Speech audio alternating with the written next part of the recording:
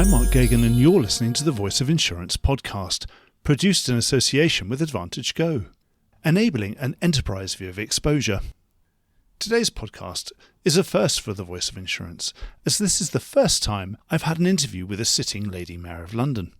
Sue Langley, or the Right Honourable the Lady Mayor Dame Susan Langley, DBE, to give her full and formal title, has worked in the insurance industry for 28 years, with senior roles at Hiscox, within the Corporation of Lloyd, and latterly as chair of the board of Gallagher UK. I have known her for over 20 of those years, and throughout that time, she has always been strong, direct, completely straightforward, and down to earth. So that's why it was such a pleasure to meet her in her incredibly high profile, but often misunderstood 800-year-old role. Many of us might go our whole careers working in the City of London, but remaining almost wholly ignorant of the workings of some of its most long-standing institutions. So our talk demystifies what the Lord or Lady Mayor position means in 2026 and reveals how Sue discovered the path to becoming its 697th incumbent. Ostensibly an apolitical role, nonetheless, the modern mayoralty has tremendous soft influence in the corridors of power. And as the UK's effective ambassador for financial and professional services, Sue gets to travel the globe representing all of us. In this podcast, we'll learn what's on top of Sue's agenda for her year in post. And I'm sure what she says will give all the insurance practitioners listening plenty of good cheer. I'm also pleased to report that holding this great office hasn't changed Sue in the slightest. In fact, it's Sue who's doing a lot to make the role more relatable and relevant to our times. Sue is also a physical representation of how the past decade has witnessed the insurance sector stand up and be counted and start to take its rightful place in the civic affairs of the city and the country in which it trades. Sue certainly won't be the last Lord or Lady Mayor to be sourced from within the insurance community, and we should take a lot of encouragement from this. So listen on to what is a really informal, enjoyable and enlightening discussion. Enjoy the podcast. Sue, welcome to the Voice of Insurance. Or how should I address you, Lady Mayor?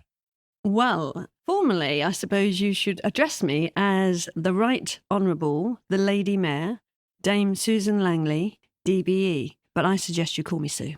Yeah, well, thanks for that, Sue, actually, because I'll probably end up calling you Sue anyway, because I've known you for quite a long time before you got this new job. You have indeed, yeah, for a very long time. I don't think we want to remember quite how long. Oddly enough, we're actually sitting here in the wonderful Mansion House. In fact, I remember you were on stage here at a conference that we did here about almost 15 years ago. Something to do with modernising the London market. I promise you we won't talk about that this time. I probably was, and the really scary thing is I suspect it was longer than 15 years ago when I was on stage here. But I have to say I never expected to come back and be sitting in this office. At my age, things I think of 15 years ago, they end up being 25 at the very least, more like 30. Or it's like meet a friend and you haven't seen them for a while and you think you know how old their kids are, and they're double that age, aren't they? Every time you meet them, you think, it's primary school? It's like, no, it's just gone to university. Yeah, well, they've just got married and had their own kids. Absolutely. Yep. So I find this hard to believe, but this podcast goes out far and wide, and there might be someone listening who doesn't know you, doesn't know about your career. So if you can fill us in all the details of your career and briefly introduce yourself, run us through your career to date,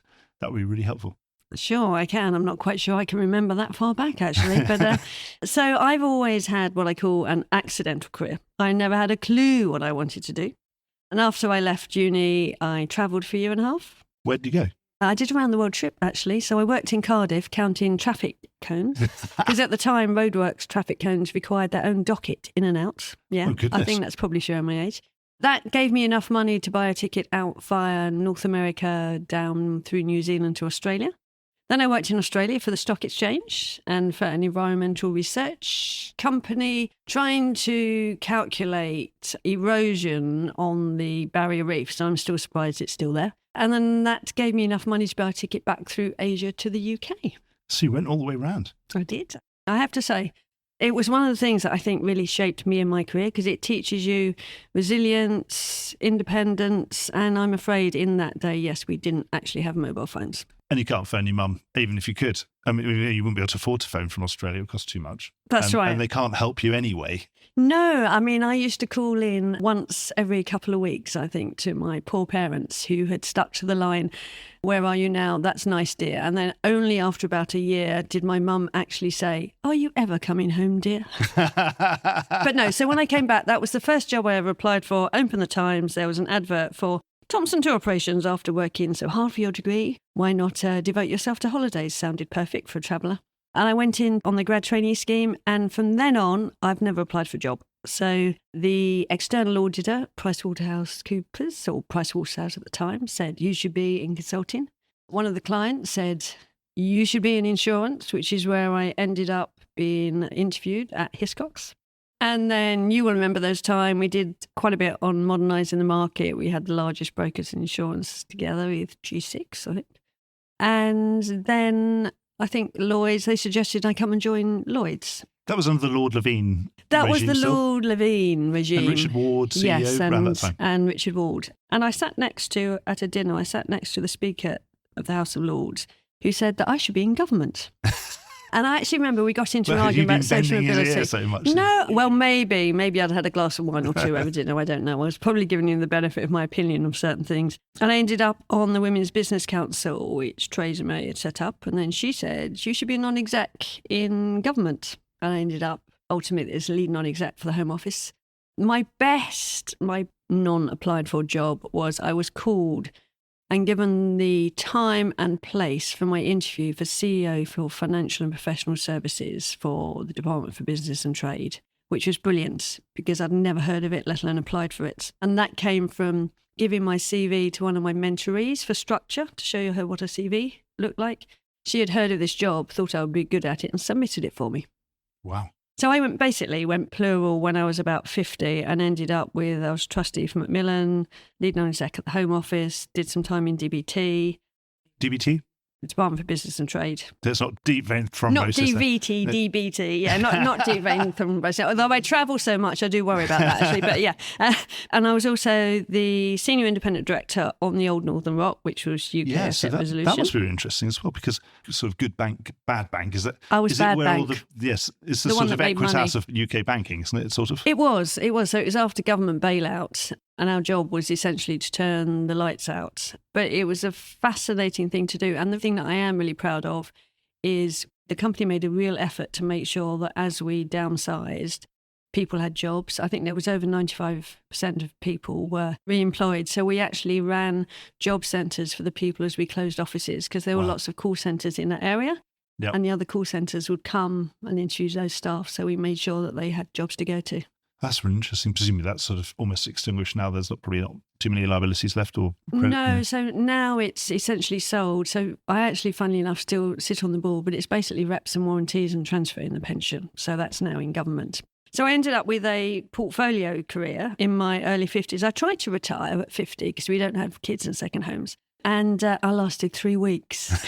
Did you got too bored? Or? I just couldn't do it. You're so used to it. I give advice now. I try and give advice to people who retire. You have to come down on a glide path. I mean, I went off a cliff from being fully busy, travelling out most nights to tidying out the kitchen cupboards. Yeah. And that wasn't difficult. The thing to do. So how did you get to this position? How did you get involved in City of London politics, if that is described as politics? It's slightly different. It's politics, but not as we know it. It's definitely not as we know it in many terms, can I say. So it was when I was at the Department for Business and Trade, which was known as UKTI then, UK Trade and Investment. And I bumped up against the city from a government side. And to be perfectly honest, I've worked in the city for how long? You probably have too. And I knew very little about the City of London and what it did. And it's essentially like a local authority in terms of policing and planning, plus a whole set of eclectic things they manage, such as Hampstead Heath, the Animal Reception Centre at Heathrow. Epping Forest, I think. Epping Forest, the Port of London Authority. So all of these things have kind of like been added up over the years. So they have the portfolio of things to do. And I was asked to help in DBT arrange a trip for the then Lord Mayor overseas. And this was all a bit of a mystery to me. So I learned a bit more about it just by doing this. And then it happened once again, seems to be the story of my career. I sat next to somebody at dinner who was dressed in black with a lot of frills and a gold chain. And I asked him who he was. And he said he was a sheriff of the City of London and told me a bit about it and suggested it might be something I would consider doing. And I have to admit, I think I laughed for quite a long while at the time. But after that, the senior aldermen, so people who've been Lord Mayor, there is a little bit of a target list in that they brush up against people they think might be good in that role. And for 15 years, once a year, somebody would have coffee with me or dinner. And eventually, I have to say, I just gave in. What's the process? Everything always has its own language. It's a bit like when you get on a boat, it's not a rope anymore, it's a sheet or it's a halyard or something. So everything's different, which is a part of the thing that makes it sort of impenetrable for so many people, I think. Do you have to become a councillor, what would normally be a councillor in a UK council anywhere else, but probably got different names, haven't you? I mean, you have to become an alderman, or I changed it to an alderwoman when I was elected. So there's 25 wards in the City of London, just like our little local councils. And each one has an alderman or elderman, because they always were men, which is fine. That's the way society was. And then they have a number of councillors depending on how big they are. Right. So the City of London is made up of 100 councillors and 25 aldermen or aldermen. And aldermen are the senior one, are they, or something? They're actually something slightly different. So whilst we sit on committees, you are electing a councillor to look after the interests of the city. And most of the voters are business voters because we have very few residents. Alderman, you're electing someone who can represent the city interests of the city and who has the potential to go on to be Lord or Lady Mayor, because not everyone makes it. It's not, if you're elected, that's a done deal. So the first step is you have to get elected in your local ward, which was completely alien to me. I remember the idea of knocking on someone's door, on a business's door, and saying, please vote for me, is not something that's particularly my skill set. I remember the first one I went into and I had a list of names and I said, can I see X, Y and Z? And they came out and I said, my name's Sue Langley. I said, and I really need you to vote for me to be an alderman. I said, but please don't go away because normally I sit in an office with an EA and a bowl of fruit. But I have to say, once I got over that first shock, people were lovely. I've still got some lifelong friends. I have to admit, at the time, I still didn't know a lot about the alderman because they would say, what's an alderman? And I said, I don't know, but unless you elect me, I'll never find out. And then so you start this sort of glide path upwards. Was this something also that you'd always wanted to do? No, definitely not. 100% not. I used to watch the Lord Mayor's show on my granddad's shoulders when I was little. We used to come up from the East End. I'm an East Ender. It was really ceremonial and I always remember the noise and the horses' hooves and the bands, and then you had that golden coach in the middle. I mean, tell that little girl that she's going to be in it one day, let alone that in that coach in the middle? Absolutely not. But I saw the value of it. But one thing I've never been prepared to do is be someone that I'm not. So I've always said, if I do this job, because there were sets of interviews, you say glide path, it's not very glidey. It's a bit more step-like. So there's a series of interview panels and, it's CV and references. So there's a number of steps to actually get there because not every alderman makes Lord or Lady Mayor. But I've always said, if I do this role, I will do it to the absolute best of my ability. I will give it 100%, but I will do it my way. I'm not going to become somebody else to do this role. And I have to admit, I had preconceptions about this, about the type of person who did it or their background or the way that they did it. But I hope I'm bringing, I get to the feedback, I'm bringing a respectful but a bit of a fresh approach to this. We've got something called, oh, look, it won't surprise you, we've invented the modern mayoralty. There's a bit of a theme going on here, which is about continuity, because you do this role for 12 months. You can't deliver in 12 months. It has to be about the role, not the individual, that we hand on to the next person. Whilst you don't want identikits, Lord or Lady Mayors, there has to be consistency of purpose, because you're the ambassador for financial and professional services for the city and the UK. And if somebody sees me next year, they need to see something similar the next year in terms of our approach. So now you're in post. Well, I mean, you're in power, should we say? Doesn't feel like I'm in power. Is it sort of soft power? Because obviously we do have a mayor of London who actually runs London. But what do you run? It's entirely soft power. I would say entirely soft power. So it's back to your earlier question, is it political? It's not political because you have to be apolitical because you support the government of the day. But saying that, you're also independent. So you can be the professional voice of the city in the UK and feedback constructively what's positive and what could be improved, what are the challenges. But you probably don't do it in public then, so you're not sort of throwing rotten fruit at the government or anything. But you have access so you can actually talk to them quietly. Yeah, and I also don't think it's constructive to throw rotten food at anyone, but what you can do is speak truth to power. I've always said, I was in the Home Office for 9 years, so I had 5 home secs, starting with Teresa through to Suella. And my job there was to look across the whole organisation, and it was to speak constructive truth to power, because you're not part of, similar to this actually, you're not part of the organisation, you're independent and apart, and yet you see the whole, and it's a very similar role. So here you have convening power. Most people will come into the Mansion House. I think in my first week, we wanted to do something. I wanted to get the social mobility charities and people in just to see what they were doing. And there were 21 of them. And I think we had 2 weeks' notice. And I said, can we call them in? We'll probably get 10 or 11. We got 21, for breakfast, which is brilliant. So you've got that convening power, and it's Chatham House. So people see the big set pieces here, the Egyptian Hall, the trumpets and stuff.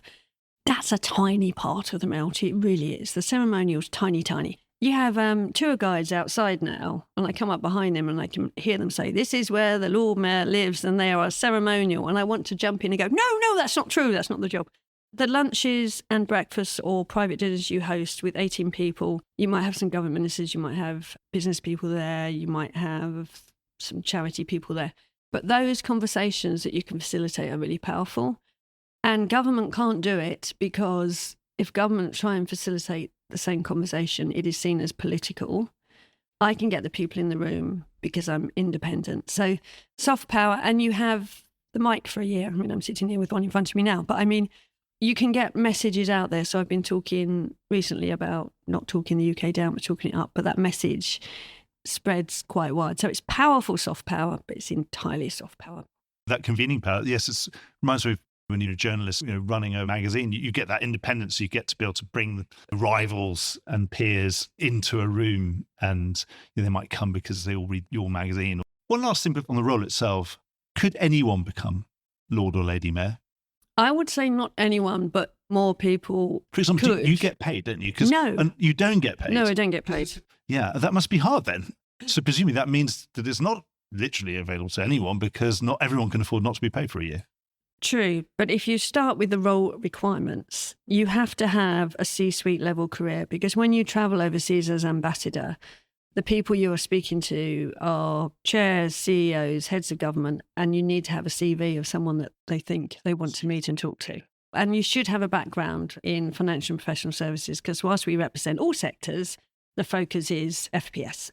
And then also it's the kind of thing, if you want to take a year out, you're going to do it towards the end of your career. Plus, you'll have taken this time to build up your career, to have the CV that will mean that you can step into this role. So you have to have the gravitas in the CV. But yes, then you have to have the ability to take a year out. I understand many, many years ago, you actually paid yourself to do this role. I'm very pleased to say that that has long gone, and you do not pay to do this role.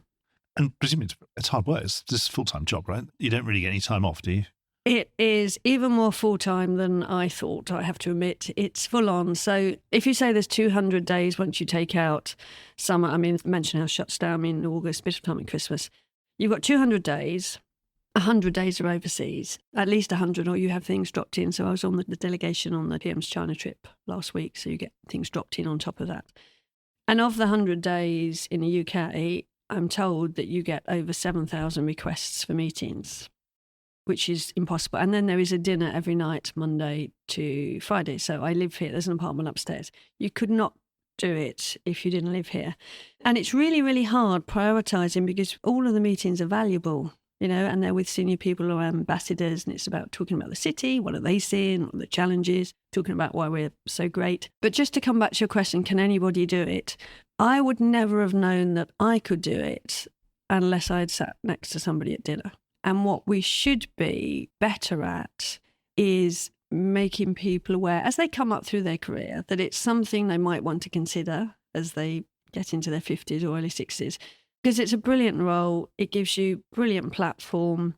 The soft power has a real impact for the UK. I've seen that. You're working with government, you're working with overseas government, senior business people. It's a fantastic role to do. And out of 697 Lord Mayors, I'm only the third female and the first to decide to be called a Lady Mayor, not a Lord Mayor. So a small pitch as well for some more women to come into this. But then you have to get women who are happy to go out and get elected. And I found that really hard when I first did it. The first step of doing that is quite hard. Well, now you're in post. What's on your agenda? Time's flying so quickly. It's, you're already substantially into your period in office. 25% in now already. That's I'm crazy, counting. It's absolutely crazy. So the biggest focus is it has to be promoting the UK. Okay, the city in the UK is a great place to live, work and invest, because it's very hard to have deliverable projects because we have no policy making ability. It's actually influence, talking to government, senior business. So the first one is the promotion angle. And that's really come to the fore now because I don't know whether you've noticed, but there's definitely a bit of a disinformation campaign going on out there about the city. And quite a few people who've come in to meet with me have actually talked, for example, about crime in London. My colleague's coming across, but, she doesn't want to wear any rings or jewellery. It's crazy, isn't it? Well, yeah, they're going to be ripped off her as soon as she steps out her office door. Or especially in the Gulf as well. It feels like an active disinformation campaign, TikTok videos and that kind of stuff. So we've got to counter that because, we're one of the safest cities in the world. Yes, and London's pretty safe. And then within London, this is almost the keep within the castle. It's the absolute safest place you could be. I'm not going to pretend that any city doesn't have crime and London the same, but we are one of the safest places. And to hear people in the US and in the Gulf be nervous about coming to the city undermines. That's crazy, isn't it? Perception is reality. And I haven't seen it affecting any decisions around investment or growth at the moment, but you don't want it to do that. But the promotion piece, the second side of that is I've realised now in this role, we are really, really, really good at saying what we're not good at. And we are so very British at not saying what we are good at. And it's partly cultural, partly the media is quite negative in many cases. And I'm not saying we should sugarcoat it. I'm not saying that they're not challenges and it's not the best business environment. But we have one of the highest concentrations of talent in the world. That's what people tell me, especially why they come here. We're really far advanced on AI and tech. Got the highest number of fintech unicorns in Europe. In spite of what people say about the stock exchange, more money goes through this than any stock exchange in Europe.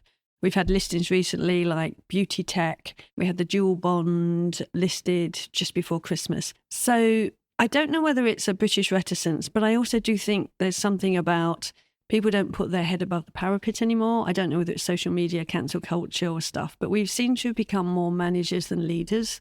I'm trying to do something now with government associations and senior businesses to have a very light but a bit more of a concerted campaign just to talk about what we're good at as well as what we're not, because positivity and optimism actually impacts investment.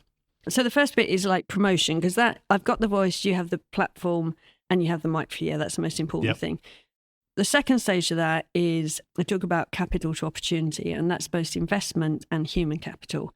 So each Lord or Lady Mayor, whilst we're focused on the same things, we're all slightly different. And obviously with my East End background, I'm going to focus on how do we get people into the city, tell them it's a brilliant place to work. I've gone from watching Lord Mayor's parade on my granddad's shoulders to a dame and the First Lady Mayor of the city. I mean, what other city would ever give you that opportunity? So I really care very passionately about doing something about that. And the investment piece, if you think about this as the embassy for FPS, there's been a number of initiatives in the past. The latest iteration is something called Sterling 20, which is about getting investment and pension investment into infrastructure projects. So a lot of those meetings happen here. So it's facilitating all of that. We're a facilitator, a soft power. That's all I can do. But I have to say the convening and the voice is more powerful than I thought. And one of your, it's called is it the Lady Mayor's Appeal? Yes. That's what I was checking on the website before I came to talk to you. You've got a big diversity inclusion drive there. Yes, to a degree. So if you think about the pillars, if you like, of the Mayoralty, there is the overseas. So when you're overseas, you're either taking a delegation. So what you're looking at is who do the delegates want to meet? It's an investment, pairing people up, because the Mayoralty opens doors to businesses that they couldn't access otherwise. Or it's soft power, or you're speaking at a conference. There's the UK, which is what we've just spoken about, which is the promotion and the matching investment and opportunity. There's a state and civic piece, which, as I said to you, is quite small. It's all the ceremonial piece, the golden coach, the one the tour guides describe. And then there is a philanthropic social impact piece, which is the stuff you're talking about. So the Lord Mayor's Appeal won't surprise you that I've restructured it. And we are focusing now on impact projects. So small impact projects. It only raises about $1 million, 1.5 a year through corporate partnerships, if anybody is interested who's listening to this, and also events. So we've got some interesting Unsquaring the Square Mile events this year. We've got the British Pullman train. We've got a ride out, which is normally horses, but we're going to have 200 motorbikes. But the social impact projects there this year, there's one around the West Ham Foundation, which is putting about 1,000 kids through their mentoring and interview training through their classroom down in Beckton. And the other one actually is setting up cadet units. Only costs around $5,000 to set up a unit. Public schools have cadets, no surprise, but the schools that need them can't afford them. And I'm going to get the stats wrong, but it's something like you're 70% more likely to earn over 40k in life and stay out of crime if you're in a cadet unit. Because for those schools, especially those with gang cultures, it gives you another structure, it gives you purpose, it gives you teamwork. So the two things we are fundraising for this year are the classroom for kids to come through from the East End to get some skills to bring them into the city, and also for the schools in the same area to have the cash to have a cadet force. And if there's anything wrong with those stats, we'll put the correct stats in the notes at the end of the podcast, so anyone listening there. What about on that talent piece? An interesting thing that I saw in the insurance press was there seems to be less hiring, actually, of young people. Are you concerned about that? Yes, I am. Well, I think everybody is really. I mean, I am not an expert in this area, okay? So people talk about AI taking out the entry-level jobs. People also talk about high number of grads as well. Is it supply or demand? But I think businesses, we still all have a responsibility. Even if the entry-level job is different to the one it was 2 years ago, we have to find the entry-level jobs. And the problem that we will then have is the second or third jobs, people with 2 or 3 years experience, where are they going to come from? I read something in the insurance press that there's about 20% less grad jobs around, or apprentice jobs, even entry-level jobs. But there's an absolute frenzy for anyone who's got 5 years experience. So again, go and figure that one out. I suppose if you were at the senior level, you said, well, we probably still need to hire these people because in 5 years' time, we know we already definitely need them, but we haven't got a role for them right now, but we'd probably have them and train them and hang on to them because we seem to be fighting over the ones who've already got 5 years' experience and really doubling their money every time. It doesn't seem to be good business. No, I think AI is obviously here to stay, but we're such early days. I don't think anyone really knows what different sectors are going to look like in 3 or 4 years. So AI at the moment is taking bits out of different departments here and there, and it's largely focused around cost saving and automation. It's difficult to step back and say, what will insurance look like in 5 years' time with the use of AI, rather than just saying X, Y, and Z is automated. What's the shape of the sector? Is it fundamentally different? Is it just a third is removed? So it's really difficult, therefore, when you're thinking about new entry jobs, they talk about sunrise, sunset jobs, don't they, at the moment? So what's a sunrise job? And the job you're hiring for now is going to be completely different in 3 years. So I personally think it's difficult for organisations to try and work out the shape of an organisation. It's more, what they're saying, diamond shape, isn't it, at the moment, rather than the traditional pyramid shape. But it's something every industry has got to grapple with because we need to employ people and we need them 2 or 3 years in. I don't think anyone's going to replace journalists because only journalists can get exclusive stories out of people because they need people to trust them first and over many years, actually, often. Shall we recall the time and date when you said that? No one was going to give me a story that's sensitive if they don't absolutely believe me when I say hand on heart that this is never going to come back to them. And they also know that I understand and that I take that very seriously. That's a serious responsibility. And also that I'll understand what they're saying and I won't go off and misunderstand what they've said or sensationalise what they've said. Again, that's all trust. I would say bring it back to insurance. Insurance is a trust business. We're talking about, certainly as a broker, you're privy to all sorts of things that are, very confidential and sensitive bits of information. And again, I'm not sure you just want to be typing that into an AI and saying, off you go. I think at the specialist end, absolutely. I suppose like anything, it was the end that was automated first. It's the high volume household end, then yes, you can see that. But even then... You still need advice. I was trying to renew my home insurance and it said, what's the rebuild cost of your house? And they said, I don't really know. And I'm a professional. I know that is a material problem. Yeah. If I've underinsured my house, I know that's a material problem. I want to do the right thing, but it's not that easy. No, you're right. But, I you know, need a I person to wonder help me. how many people actually go and ask. Because I learned through COVID, for example, a lot of friends and family or people in business were showing me their insurance policies, which they hadn't read before. You know, a friend of mine's son had his car stolen and was horrified to find that it only covered third-party injury, I think. And I said, well, where did you find the policy? How much was it? And it was, you know, it was on a aggregator website and it was 80 quid or something, but they'd never read the policy. So I'm not quite sure how many. Look, I'm with you. I think in insurance, you're always going to need a person to talk to, because you need the professional conversation to ask you the questions of the things that you haven't thought of to make sure you have the right cover.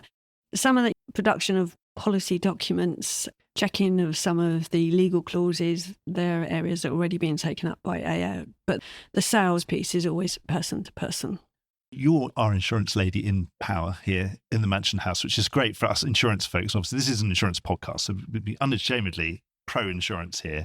As a great representative for the insurance industry, with those great connections you've already got in the insurance industry, how are you representing that truth to power on behalf of the insurance industry? Particularly, what are the sort of things you're quietly tapping people on the shoulder and perhaps reminding not them so about? quietly in speeches.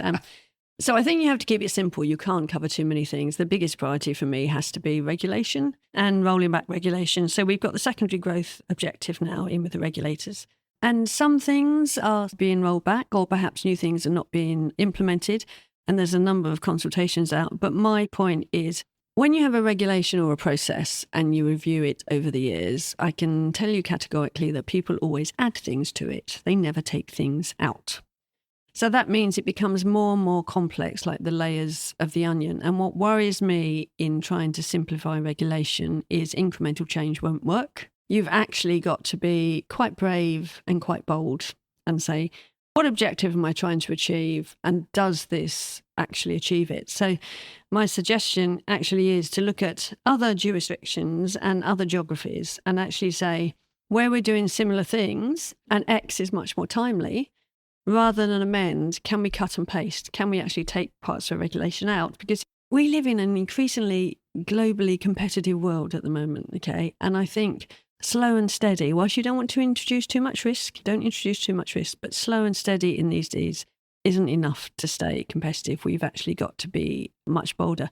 I think government do have the appetite to be bold, but I think they need to be helped to be bold because they're not experts in this field. So it's working with the regulators and government to encourage them to be bolder. When I was in, not exactly insurance, but when I was in New York, someone was telling me they set up a VC fund to invest in startups. And he did it in 3 days in New York. And he set up a similar fund in the city. And it took 8 months to actually get it authorised. He could have missed a couple of really important, 100-time investment opportunities, couldn't he? Yeah, you just can't. We have to be. I'm not saying we turn into the Wild West, okay, and introduce loads of risk, because when I'm talking to people overseas, one of my favourite words at the moment that everybody likes is stability. So we have a huge talent pool here. We have good regulation. We don't want to wind it all back. I'm just saying let's be a bit bolder in places. You can't end up with a reputation for being a place where cowboys are allowed to. No, absolutely not. operate. I'm not advocating that whatsoever. So that's why I don't like the word deregulation. We're not deregulating. It's pragmatic regulation. Have we gone overboard in the past and what can we roll back? But it's the capital liquidity here. It's the talent we have here. Largely stable government we have here. We're a good place to invest. And I am being told, so I was out in Davos as well, and there's a move to move investments gently away, perhaps, from the US, more into Europe, and definitely with the UK as the first choice because of stability. That's a real opportunity. So it's a real opportunity. So I just think we should seize it and just make sure that we don't consult for 2 years on incremental change and without becoming the Wild West. Completely agree. Let's just be a bit bolder and say, have we gone over the top in some areas for this? I often wonder, actually, many people are CII accredited. Regulation almost feels like it's a substitute for exam qualified individuals in a way. It's almost doing the training for, if you're not trained, don't worry, if you fit within these guidelines, then everything will be fine. I think there's another philosophic question, not for now, that says, should we actually look for a mandatory qualification level for certain jobs in insurance? That kind of makes sense, doesn't it? Don't take my word for it. Just, I've actually got the kind of insurance driving license So here. rather than I have to do 1 to 100, I've been through the exams and I know what I'm doing and therefore I'm qualified to this level. But that's a different conversation. This is really interesting because I'm just suddenly envisioning a room with a minister being cornered by you and Caroline Wagstaff at the same time. And I was thinking, that's quite a sounds like formidable a brilliant pincer movement, idea. shall we That say, sounds yes. like a fan. Yes, Caroline is a force of nature. I love her to bits. She's great. Well, I think you would joke before about what we would be up to. Time flies and it'll be over before we know it. We expect to see you obviously continuing roles in the insurance industry. You're still on one board. Do you know, I don't know. Okay, so I said I've only ever applied for my first job. I didn't apply for this one. I've ended up as Lady Mayor. And I will genuinely lay down, face down on a beach, I think, for 2 weeks after this, because it's kind of 24/7. Yeah, slightly worried about whether it ages you. Can have you. lots of air miles. I will have a lot of air miles, so I will use my air miles and I go lay face down on a beach. But after that, I haven't a clue. Maybe it depends who I sit next to at dinner. Absolutely. Well, Sue, thank you so much. Thank you. Lady Mayor. Thank you so much for inviting me into your wonderful house in the centre of London, and keep up the good work. And I'll have you on the podcast. I don't think you'll be Lady Mayor then, but I'd love to have you back on the show whenever that is. Brilliant. Well, I hope you enjoyed today's episode. If you did, don't forget to subscribe or leave a like or a review or recommendation on whatever podcast platform you used to access this programme. These really help get the word out. Before we go, just a quick reminder that advertising slots are available here and in other places in the Voice of Insurance podcasts. Podcasting is the fastest growing medium and attracts a high quality audience of key decision makers. It's also an intimate medium where you, the listener, are right in the room with me and the interview subjects. Needless to say, that means it's a great way of getting your message out directly to an audience because you know you've got their full attention. It's also very cost effective. So get in touch with Mark at thevoiceofinsurance.com to find out how you could be speaking directly to the industry. The Voice of Insurance is produced in association with Advantage Go. Release your underwriters to underwrite with Advantage Go's underwriting platform. Voice of Insurance is produced by me, Mark Gagan. Music was written by Anna Gagan and produced by Carlos Gagan. Check out more podcasts and written comment pieces at www.thevoiceofinsurance.com.